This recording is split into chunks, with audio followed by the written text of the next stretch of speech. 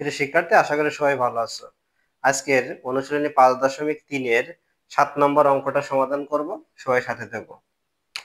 দেখো 5 to the power 2x into b to the power x minus 3 by 5 to the power x plus 3 সমান a to the power x minus 3। এখান থেকে x এর মানটা বের করতে হবে আমার। তাহলে বা দেখো এখানেও 5 এখানেও 5, খেয়াল করো এখানেও 5 এখানেও 5।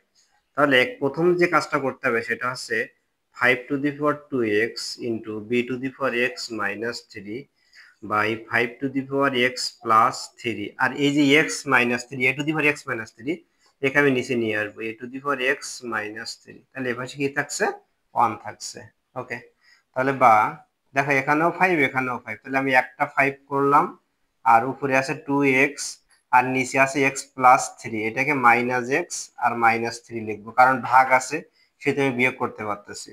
আর এখানে থাকতেছে b to the power x minus 3, আর নিচে থাকতেছে a to the power x minus 3 সমান সমান 1।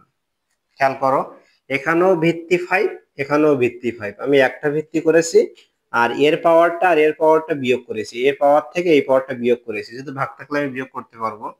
তাহলে বা দেখো 5 2x এর থেকে x গেলে x minus 3 into b to the power x minus 3 by a to the power x minus 3।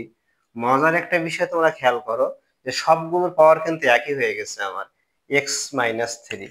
তাহলে সেক্ষেত্রে আমি পাওয়ার একটা করতে পারি 5b by a whole to the power x minus 3। দেখো এর পাওয়ার x মাইনাস 3, এর পাওয়ার x মাইনাস 3, এর পাওয়ার x মাইনাস 3। তাহলে x মাইনাস 3 আমি একটা করে দিলাম, আর ভিত্তিগুলো সব একটা ব্র্যাকেটের মধ্যে রাখলাম।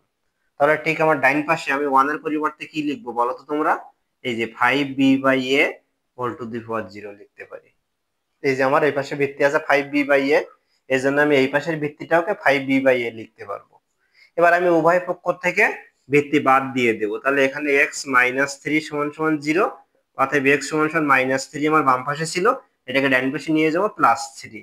তাহলে নির্ণয় সমাধান x সমান সমান 3। এটা 7 দাগের অঙ্কের অ্যান্সার 3।